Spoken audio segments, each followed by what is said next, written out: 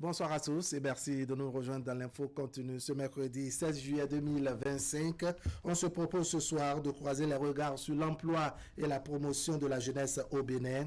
La donne a visiblement changé depuis un certain temps en raison des nombreuses actions du gouvernement pour mettre la jeunesse à l'abri du besoin. De plus en plus, on fait confiance à la jeune génération dans l'administration, sur le champ politique et dans les instances de prise de décision. Les nominations au plan national et à l'échelle internationale de jeunes cadres béninois illustrent sans nul doute cette marque de confiance des dirigeants à l'endroit de la jeunesse. On commente ensemble la capacité ou non des jeunes à relever les défis qui s'imposent à eux. En plateau ce soir pour les discussions, Romiad Ronroui, bonsoir. Bonsoir Wahab Alikpara, bonsoir aux amis téléspectateurs de Canal 3 Bénin. En face de vous, Stanislas Amois, bonsoir. Bonsoir Wahab, bonsoir Romiad, bonsoir à tous. D'accord. Alors, on note que la jeunesse, dans les discours, ça revient, que c'est le fer de lance de toute nation, fer de lance donc du développement. Est-ce que vous pensez que la jeunesse béninoise est bien lotie aujourd'hui au Bénin? Oui, on pourrait dire quand on voit un peu l'évolution, parce que n'oubliez pas que depuis quelques années, il y a quand même la jeunesse qui est au cœur d'un certain nombre d'initiatives, qui est au cœur d'un certain nombre de sphères de prise de décision, et donc on peut se réjouir d'un certain nombre de piliers qui ont été, on pourrait constater cela au niveau que ça soit de l'appareil étatique ou au niveau de l'appareil déconcentré ou décentralisé. Il faut noter tout simplement que de plus en plus, on peut être fier aujourd'hui qu'en Afrique, nous avons la jeunesse, la population devient de plus en plus jeune, alors qu'ailleurs, la population est vieillissante.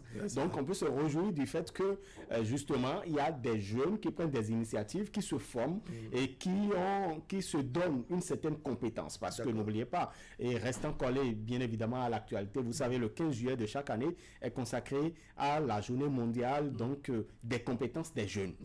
Cela voudra signifier que pour que jeune ce soit, en fait, on arrive à lui confier quand même une responsabilité, il faut qu'il soit compétent. Et de plus en plus, nous voyons des jeunes qui sont compétents et qui se voient confier un certain nombre de responsabilités. On peut se réjouir que nous avons aujourd'hui quand même une certaine constance en termes de renouvellement donc de la classe politique béninoise. Vous voyez que même au Parlement, il y a plus de jeunes aujourd'hui. Et quand vous voyez même dans l'administration, en termes de compétences, en termes de jeunes qui devraient faire valoir quand même ces initiatives ou ces compétences au profit de la nation béninoise, nous avons tout de même des jeunes. Oui, vous voyez les choses de la même manière. La jeunesse béninoise est-elle bien lotie selon vous? Je vous répondrai sur deux pans. Allons-y. Le premier, c'est que la jeunesse béninoise, elle est lotie. Le second, c'est qu'elle peut encore l'être davantage. D'accord. Alors, quand je prends le premier pan, oui, regardez même dans le gouvernement de Patrice Talon, le ministre d'État en charge de l'économie et des finances. C'est un jeune ministre, qu'on le veuille ou pas, je ne le connais pas personnellement. Quand vous le voyez, vous savez quand même que c'est un monsieur qui respire la jeunesse. Le ministre des Affaires étrangères, monsieur Adjadi Bakari, il est jeune relativement. Donc je pense qu'il y a, et on peut citer des exemples. Quand vous voyez au niveau des ministres conseillers, par exemple, le ministre de tutelle, la ministre de l'économie numérique. De l'économie numérique, voilà. Je pense que c'est un jeune dame. Oui, le ministre des Sports aussi, c'est un jeune. Au niveau des ministres conseillers aussi, le ministre conseiller, monsieur Rantan, le ministre conseiller à la jeunesse, je pense que c'est un jeune. Donc, sur ce premier plan, j'estime que, eh bien, on a fait confiance à la jeunesse et qu'il y a des jeunes qui sont dans l'appareil gouvernemental, dans les différentes instances de décision. Sauf que l'adage dira que tant qu'il reste à faire, c'est que rien n'est fait. Donc, on peut davantage faire mieux. Et Romuald le disait fort à propos tout à l'heure, il y a que de plus en plus, que ce soit à l'interne qu'à l'externe, on remarque qu'il y a de ces jeunes béninois, des compatriotes qui s'illustrent et qui sont dont les compétences quand même sont su et déniché par des instances au-delà. Vous savez que pas plus tard qu'il y a quelques années en arrière, il y a une forte expression qui a circulé dans les usages où on a parlé de désert de compétences. À tort ou à raison, certains l'ont pris comme ils l'ont pu, mais on a constaté quand même que quand le premier d'entre nous parle de désert de compétences, c'est qu'à un moment donné, il avait senti le besoin de pouvoir à certains postes et dont il n'avait pas forcément vu la compétence à l'interne. Ces postes-là, justement, et il n'a pas manqué de le rappeler que partout besoin sera, partout les compétences peuvent exister, il ne manquera pas de leur faire appel pour les associer à la gestion de la chose publique. D'accord. Alors, tôt ou tard, tôt ou tard, n'est-ce pas, il faut finir par passer la main à la nouvelle génération. Pensez-vous que l'exercice a commencé par être fait? On pourrait dire que l'exercice a commencé par être fait. Et il faut quand même, soit dit en passant, que effectivement, on nous traitait de désert de compétences, mais il semble qu'on est devenu une mer de compétences aussi. C'est-à-dire vous avez senti des choses fleurir sur ce désert. Bref, il y a amélioration. Tout à fait. Il y a eu une certaine amélioration et vous voyez que il y a quand même, vous parliez donc de cette transition ou de cette transmission entre générations. Oui, cette transmission se fait soit de façon cordiale, soit également à pas de charge. Parce que parfois, on contraint certains, je ne voudrais pas donner quand même le nom d'un parti politique, on a vu que il semble, en tant qu'analyste politique, vous voyez que certains ont été contraints à la retraite pour pouvoir permettre à la jeune génération de s'installer. Et voilà, donc soit ça a été fait de façon douce à certains endroits, mais d'autres endroits également, il y a quand même une contrainte qui s'est imposée pour que l'ancienne génération puisse quand même laisser la place un peu aux jeunes. Vous savez, il y a une chose qui est certaine. Quand vous ne laissez pas la place aux jeunes, ou quand vous ne permettez pas aux jeunes de faire leurs expériences, ils n'auront pas d'expérience. Et c'est désolant parfois quand on lance des recrutements et on dit 5 ans d'expérience, 15 ans, alors que 15 ans, voilà, et vous avez une fierté à faire 15 ans quelque part et démissionner volontairement pour se retrouver dans la rue. Et pour que les jeunes puissent avoir 15 ans d'expérience ou 5 ans ou 10 ans d'expérience, il faut leur passer la main. Il faut pouvoir leur donner la chance. Il faut leur donner l'opportunité donc d'apprendre aux côtés des aînés. Cela voudra signifier tout simplement que l'ancienne génération doit laisser de façon cordiale la place à la nouvelle, lui apprendre ce qu'il faut pour que cette relève soit assurée. Et je crois que depuis quelques années, nous constatons, au niveau même des partis politiques, que ce soit les forces de l'opposition, moi, c'est avec fierté que vous voyez des jeunes prendre la parole au nom des partis politiques aujourd'hui, de l'opposition, et au niveau également des partis de la mouvance. Donc, il y a quand même une certaine transition qui s'opère. Maintenant, dans l'administration également, il faut que véritablement qu'il y ait cette transition qui s'opère pour que les anciens puissent... en fait, vous êtes fatigué, il faut vous reposer. Alors, de façon résumée, en gros, que dire je dirais de la promotion de la jeunesse au Bénin aujourd'hui? Non, je pense que la promotion, elle se fait. C'est vrai qu'elle ne se fera pas avec une baguette magique du jour au lendemain, mais elle se fait quand même. On ne peut pas faire un tel débat sans quand même faire un clin d'œil au Sénégal, dont le président, très jeune, ça tout le monde le sait, voilà. Qui d'ailleurs était de passage hier à Cotonou. Donc, ça prouve que notre discussion vient fort à propos. Je le disais tout à l'heure, on a parlé de désert de compétences, oui. De plus en plus, les choses fleurissent. On parlerait peut-être désormais de forêt de compétences désormais, parce que si à l'interne, nous, on pense qu'on peut aller chercher les compétences partout où besoin est, c'est que à l'externe aussi, les autres pensent que s'il y a compétences ici au Bénin, ils peuvent venir les chercher. Il y a quelques jours, j'ai lu dans certaines parutions de nos confrères que notre compatriote, le docteur Damien Arandokun, a été nommé chercheur associé dans une institution. Quand je suis allé faire mes recherches parce que, vous savez, beaucoup font cette petite erreur. Ils pensent que quand vous êtes journaliste, vous avez la science infuse, vous savez tout.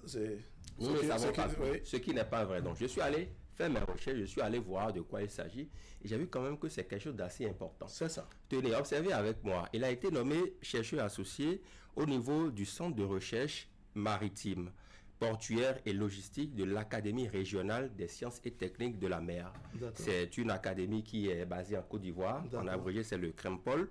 Et ceci pour une durée d'1 an, à partir du 10 juillet 2025. D'accord. Ça, c'est un Béninois. D'accord. On sait qu'il est en service au port autonome de Cotonou depuis une 13aine d'années, si ma mémoire m'est fidèle. Et c'est un expert dans le domaine maritime et portuaire. Donc, c'est l'homme qu'il faut à la place qu'il faut, par exemple. Et quand... S'il est positionné en Côte d'Ivoire, c'est-à-dire que le Bénin a également des compétences à vendre. Exactement. Donc, si par exemple, nous, au Bénin, on va chercher des Français, des Allemands, des Européens, bon, voilà, pour venir nous aider ici dans notre processus de gestion, c'est que les Béninois aussi sont conviés à la même chose ailleurs. Et quand j'ai vu un peu, j'ai parcouru un peu son pédigré, son curriculum vitae, j'ai vu quand même que le docteur Arondokun, c'est quelqu'un qui a publié des articles, voilà, dans des documents, des revues indexées, des articles par rapport justement au domaine maritime. La dernière fois, il y a quelques mois en arrière, il y a eu un bateau qui a échoué le long de nos plages à Cotonou. Ça a créé quand même certaines discussions dans l'opinion.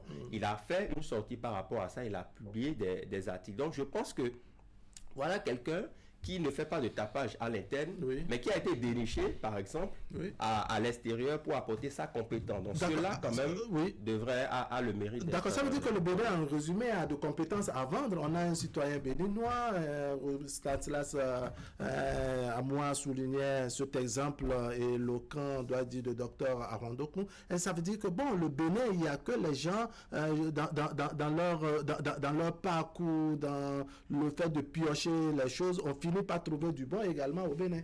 Ah ben, n'oubliez pas que le Bénin est en train de restaurer sa place tout simplement parce que on était le quartier latin de l'Afrique et on avait quand même... Ça n'a pas changé. Effectivement, on avait ce génie-là d'inventer un certain nombre de choses.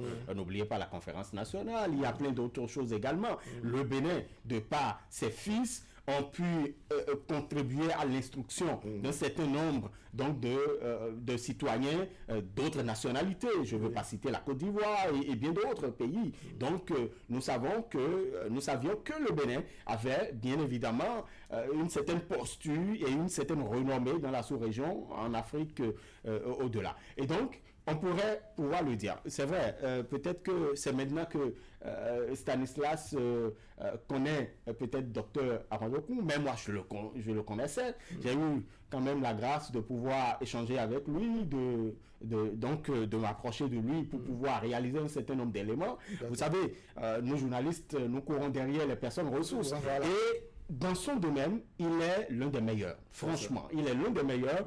Et quelques jours encore, pour le compte donc, de Matin Libre Télévision, on avait voulu réaliser un élément parce que le Bénin donc, a gagné un certain nombre de places en termes d'attractivité portuaire. Donc, nous sommes encore, c'est un espoir. Bien évidemment. Et donc, on s'est rapproché de lui. Parce que franchement, sans fausse modestie, celui à qui je pense tout de suite quand il s'agit de maritime, du volet maritime ou du volet portuaire, c'est lui. Et donc, aujourd'hui, je crois que le Bénin, de par les gouvernants actuels, on est en train de connaître également une certaine transition. On a fait appel à des étrangers pour des postes clés. Mais à la SB2E aujourd'hui, vous voyez qu'il y a un changement qui s'opère et que celui qui est nommé aujourd'hui, donc ce n'est plus forcément un Européen, vous comprenez. Et donc, au port autonome de Cotonou également, on est en train de faire une expérience, on a fait appel à des connaisseurs. Et donc, aujourd'hui, si on a besoin de Béninois, je crois que Dr Arondokun, il fait partie de ceux-là qui pourraient apporter énormément donc, à la gestion de notre port autonome de Cotonou. D'accord. Alors, on sait que Patrice Talon, c'est quelqu'un d'exigeant et que les Béninois également souhaitent avoir un remplaçant exigeant également. Au port autonome de Cotonou, comme vous êtes en train de parler, parce que quand on jette un coup d'œil sur le relevé du Conseil des ministres, on sait qu'au niveau de la SBE, il y a changement. Ça veut dire que oui, à l'étranger, sinon en Côte d'Ivoire, si Dr Arondokun est, je dirais, évalué, il peut finalement finir par avoir le couronnement de gérer au plan national le port de Cotonou. Ce n'est pas mince à faire. Bien évidemment, et c'est tout bénéf pour nous, pour le pays, parce que vous savez, cette nomination, le fait pour lui d'avoir été quand même nommé chercheur associé au niveau de cette grande institution. Ce n'est pas rien. Ça vient couronner son parcours technique parce qu'il a la compétence technique. J'ai pu lire quand même dans son pédigré que récemment, il y a quelques mois en arrière, il a soutenu sa thèse sur le thème impact des activités portuaires sur les écosystèmes marins et côtiers en Afrique de l'Ouest. Donc ça veut dire que c'est quelqu'un qui s'y connaît et il maîtrise, il sait de quoi il parle. Ça, c'est le cas du port autonome de Cotonou. Donc, il a travaillé sur le cas du port autonome de Cotonou. Il a fait aussi des analyses et des articles sur des situations précises concernant les secteurs maritimes et portuaires. Donc je pense qu'aujourd'hui, il a le profil qu'il faut pour faire valoir justement ses compétences au niveau du port autonome de Cotonou. Les décideurs verront, mais je pense quand même que si à l'extérieur, les Européens, en tout cas ceux qui dirigent cette institution, ce centre de recherche maritime et portuaire et logistique dont j'ai parlé, qui voient qu'il y a un Béninois qui a le talent qu'il faut, le profil qu'il faut pour le nommer, ce n'est pas à l'interne qu'on ne va pas le faire. Et quand j'ai lu les articles sur sa nomination, je pense quand même que c'est le couronnement d'un parcours technique, d'un parcours professionnel aussi, parce que je l'ai rappelé, c'est environ 13 années au niveau du port autonome de Cotonou. Ça n'est pas rien.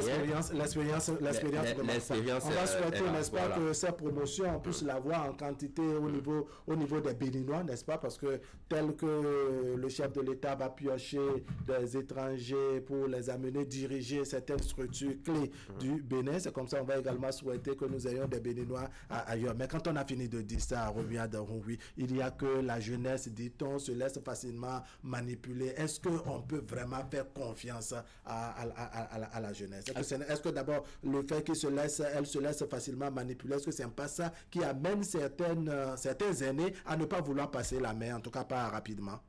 C'est vrai qu'il y a cette raison qu'on donne très souvent, mais ce n'est pas toujours pour moi une raison valable, parce que en réalité, vous savez, il y a un changement de mentalité qui s'opère au niveau de la jeunesse aujourd'hui. Il y a beaucoup de jeunes qui prennent conscience de ce que il est important de pouvoir respecter la chose publique, de pouvoir quand même assumer la responsabilité qu'on vous confie parce qu'on vous a fait confiance. Et je crois que depuis quelques années, il y a quand même ces juridictions qu'on a érigées et qui amènent certains de nos compatriotes à avoir quand même cette crainte-là, de pouvoir donc dilapider ou confondre ses propres moyens avec les moyens de l'État. Les poches de l'État, ses poches personnelles. Voilà. Et donc, je crois qu'il y a bien de jeunes conscients, des jeunes compétents.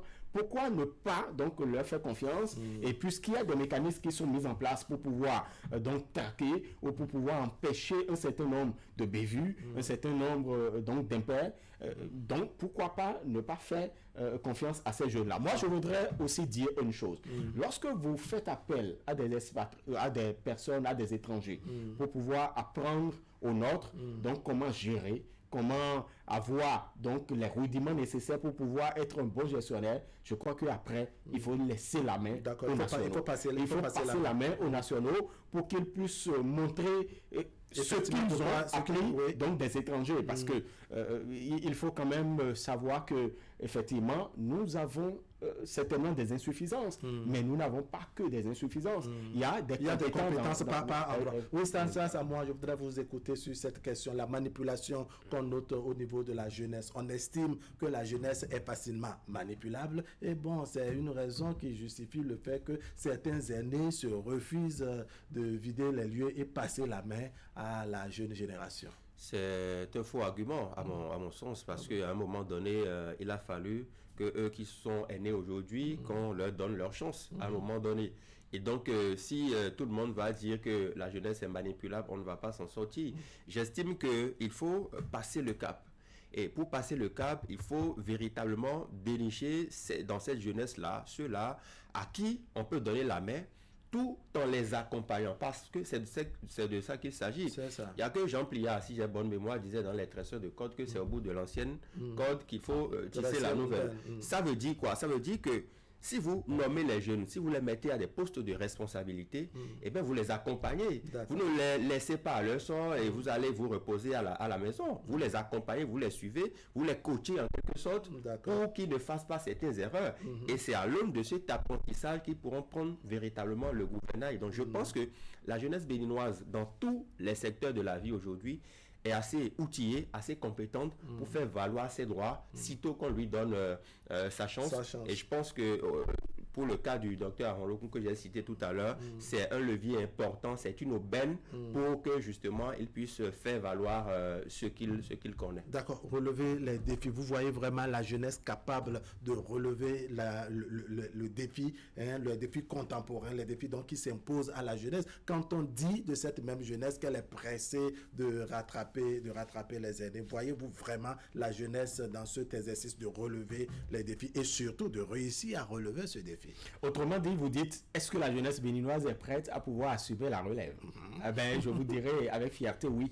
Oui, c'est très facile de dire ça, mais dans la pratique, il y a des qui viennent de part et d'autre et que ça justifie le fait que les aînés se refusent de passer la main. Non, attendez. Vous voyez que ces aînés n'ont pas raison. Au moins, les gouvernants actuels font tout de même l'expérience de confier un certain nombre de responsabilités à des jeunes depuis quelques années.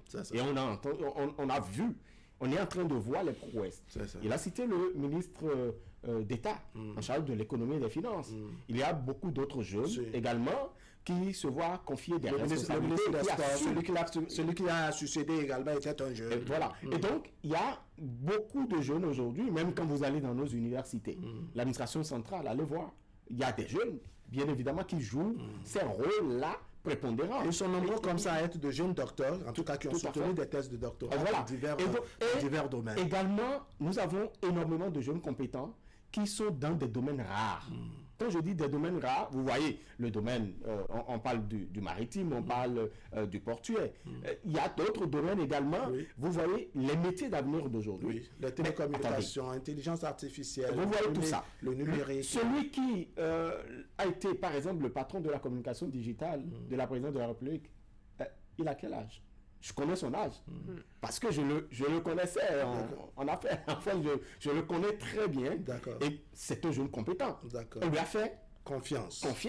Et il a relevé le défi. Vous comprenez? Et donc, il y a beaucoup d'autres illustrations qu'on peut donner pour montrer à ces aînés qui doutent encore que non, vous pouvez aller vous reposer et rester, comme on le dit dans notre langue, et vous pouvez mettre vos deux pieds au niveau du mur, tout simplement espérer que les jeunes vont pouvoir relever le défi. Ce que je voudrais dire rapidement, en fait, par rapport au cas du domaine portuaire et maritime, vous savez, de plus en plus, on estime que quand on soutient les actions du chef de l'État ou quand on soutient ses idéologies, eh bien, on n'a plus besoin de compétences techniques.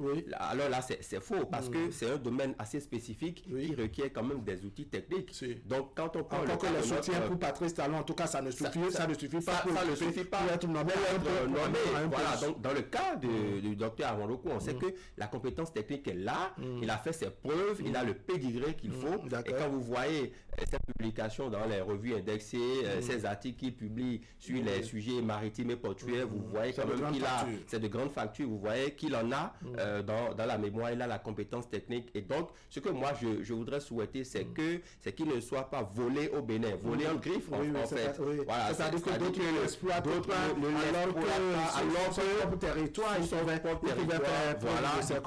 faire valoir ses compétences. Alors, la question que je voudrais vous ajouter, c'est que dites-vous de l'emploi aujourd'hui au Bénin? On estime que l'emploi n'est pas sécurisé et surtout le chômage des jeunes n'est pas totalement réglé. Vous faites quelle lecture, je dirais, de ces préoccupations qui demeurent celles de beaucoup de nos concitoyens, beaucoup de jeunes également? C'est une préoccupation permanente et perpétuelle, j'ai envie de dire. La question de l'emploi. Quand on dit qu'il n'y a pas d'emploi ou que ce n'est pas sécurisé, il y a plusieurs facteurs, on ne peut pas tout dire ici.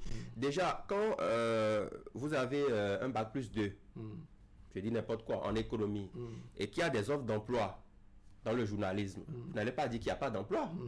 C'est de ça qu'il s'agit. Quand vous avez le bac+5, par exemple, en journalisme, et que sur le marché de l'emploi, on veut ceux qui ont le bac+5 en économie maritime, ne dites pas qu'il n'y a pas d'emploi. Donc, il y a ce reformatage-là qu'on doit faire. Il y a peut-être des offres d'emploi qui ne cadrent pas avec les compétences existantes. C'est pour cela que le débat longtemps a été fait sur le système éducatif, les orientations des filières. Vous voyez, le bac béninois a donné 73% récemment. Tous ceux-là, imaginez-les dans les universités publiques et privées. Et d'ici quelques mois, voilà, vous voyez un peu, dans toutes les filières, ils seront mangés à quelle sauce? C'est une interrogation. Donc, je pense que il y a des offres, mais parce que très souvent, nous, on ne se retrouve pas dans les offres, on dit qu'il n'y a pas d'emploi. De l'autre côté aussi, les employeurs, il y a des réalités. Quand vous avez été employeur pendant une semaine ou pendant un mois, vous comprenez que le domaine de l'employabilité, ça a ses réalités aussi. C'est bien complexe. C'est bien complexe. Il faut payer les impôts. Il faut ravitailler en écran. Quand on parle d'écran ici, c'est dans le journalisme, il y a les micros, il y a les caméras, il y a le studio, il y a le décor, il y a le matériel bureautique et autres. Donc, ce n'est pas facile d'investir dans le domaine de l'employabilité à ces réalités. Vous dites quoi, je dirais, de l'emploi au Bénin et surtout du chômage des jeunes? Bon, je dirais que c'est un problème qui n'est pas encore réglé tout à fait jusque-là. Et certainement, ce ne sera pas réglé. Parce que même dans les grandes démocraties, vous voyez qu'il y a ces questions-là qui se posent. Mais il faut reconnaître aujourd'hui que nous avons des emplois précaires au Bénin. Nous avons des emplois précaires parce que c'est un nombre de mécanismes non favorisés. Vous voyez, quand vous prenez, par exemple, la loi sur l'embauche, il y a beaucoup de partenaires ou du moins d'observateurs qui dénoncent encore cette loi parce qu'en réalité, ça profite plus aux employeurs qu'aux employés. Vous voyez que du jour au lendemain, l'employeur peut vous chasser. Les CDI, pour l'avoir aujourd'hui, c'est difficile. Alors que quand vous êtes, par exemple, régi par cette loi, vous ne pouvez plus faire de prêts. Vous comprenez? Donc, il y a un certain nombre d'avantages. La sécurité dont on parle, il y a d'interrogations. Reconnaissons, il y a des efforts qui sont faits pour pouvoir permettre, parce que de plus en plus, il y a de recrutement. Aujourd'hui encore, à la faveur du Conseil des ministres, on a lancé encore un autre recrutement. Il y a des efforts qui sont faits. Il y a des efforts qui sont faits, mais il faut pouvoir reconnaître tout simplement qu'il y a énormément que cette loi-là ne favorise pas en tant que tel les employés. Vous comprenez? Bon, toujours est-il que quand Stanislas à moi parle des investissements des employeurs, c'est vrai. Il y a des employeurs qui font énormément d'efforts, qui consentent énormément d'efforts, mais il y a parmi eux, comme dans toute corporation ou dans toute catégorie, des employeurs véreux qui ne paient pas de salaire ou qui n'arrivent pas à pouvoir... Parce que en réalité, c'est un échange... pas du paiement du salaire une priorité. C'est un échange de services. Je ne viens pas quémander. En tant qu'employé, je viens mettre à votre disposition une certaine compétence et vous êtes à même de pouvoir me payer. Ce n'est pas à la hauteur de ce que je fais, certainement. D'accord? Mais vous avez une certaine responsabilité, une certaine obligation vis-à-vis de moi. Donc, reconnaissons aujourd'hui qu'il y a véritablement un problème. Et l'autre chose, il faut que l'État puisse encourager le secteur privé. Parce que l'État ne peut pas, à lui seul, créer de l'emploi. Et d'ailleurs, l'État ne peut pas créer... Je crois que c'est même d'ailleurs pas à l'incapacité de l'État central de créer, d'absorber ce besoin, en tout cas ceux qui sont dans le secteur privé, l'appui et bien évidemment, il faut encourager également les chefs d'entreprise, les responsables d'établissements ou de sociétés pour pouvoir quand même continuer à créer de la richesse. En clair, pour la question du chômage des jeunes, il faut vraiment poursuivre, je dirais, ce travail qui est fait dans le domaine de l'adaptation du besoin du travail sur le terrain, n'est-ce pas, le besoin de l'employé sur le terrain aux offres de formation. Parce qu'on sent que des fois, on a les formations qui ne cadrent pas avec le besoin du marché. Bien évidemment, c'est pour ça que je souris souvent quand certaines personnes me disent qu'elles sont au chômage, parce que si votre profil n'est pas en adéquation avec ce qui est proposé, c'est que il y a problème. Donc, le chômeur, de façon basique, en tout cas à ma connaissance, c'est que vous êtes formé, vous avez la qualification requise, c'est-à-dire les diplômes, les compétences pour un poste donné, et il y a des offres par rapport à ce poste-là, et vous n'êtes pas sélectionné, peut-être là, vous êtes au chômage. Mais si vous avez le profil pour un emploi A et qu'il y a des offres pour un emploi Z. Ou bien des emplois dont on n'a plus besoin aujourd'hui. C'est-à-dire vous avez des qualifications pour des métiers qui aujourd'hui ne sont plus en vogue. Oui, des métiers qui sont dépassés. Oui, des métiers dépassés ou bien des métiers qui sont remplacés. Mais cela, des machines. Également ça, c'est de la responsabilité des gouvernants, des autorités éducatives par exemple. Parce que vous voyez, depuis il y a quand même quelques mois, le chef de l'État, le président Patrice Talon, a évoqué une question et qui a fâché un peu donc le milieu universitaire. Parce que il a dit très clairement que nous formons pour ce que vous savez. Il faut avoir le courage de répéter ce que le chef de l'État a dit. Et donc, si dans nos universités, s'il vous plaît, si vous avez mis en place des facultés où on forme en géographie, on forme en littérature, on forme... Il faut quand même que des gens s'inscrivent. Je ne dis pas que ce sont des... Moi, je suis géographe. Voilà, j'ai fait l'aménagement du territoire.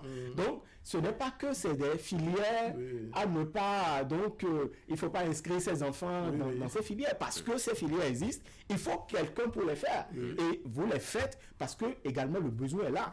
Est-ce qu'il y a des projets aujourd'hui où vous ne trouverez pas un sociologue ou un géographe? Et donc, il faut véritablement, c'est vrai, il faut encourager également le besoin dans ces différentes filières. Mais ce n'est pas la faute des étudiants qui se font former. Il y a également la responsabilité de l'État, la responsabilité des responsables au niveau éducatif. Allez, beaucoup de choses à dire autour de cette thématique. Au-delà de ça, il y a la responsabilité des étudiants ou de ceux-là qui sortent des écoles eux-mêmes. Quand vous êtes sur le terrain, vous avez le bac fraîchement, je prends le bac 2025, vous voyez que dans toutes les filières au monde, il y en a quand même qui ne sont pas porteuses. C'est-à-dire que après votre licence, vous êtes sûr encore de vous taper 5 ans à la maison avant de trouver quoi faire. Après, allez vous inscrire dans les filières porteuses, des formations pratiques. Stanislas Amoah, merci beaucoup. Il y a beaucoup de choses à dire autour de cette thématique sur laquelle nous reviendrons certainement, n'est-ce pas, avec, je dirais, le conflit qu'il y a de temps en temps entre employés et employeurs, l'irrégularité dans le paiement des salaires également, qui sont de nature à mettre chaque camp en difficulté. Le fait que certains employés également ne sont pas déclarés, n'est-ce pas, au mépris des règles et des tests en vigueur. Ça aussi, il faut qu'on y revienne, parce que si l'employé veut avoir ses droits, il faut qu'il ait la compétence qu'il faut. Donc, les deux vont de pair. Pourquoi pas? Mesdames, Messieurs, ce serait tout pour aujourd'hui. Merci de nous avoir suivis. L'information continue sur Canal 3 Bénin. On se retrouve demain à 20h pour partager avec vous le reste de l'actualité. Tout à l'heure, à 23h, vous avez la rediffusion de ce numéro. Et demain, autour de 10h30. Allez, portez-vous bien.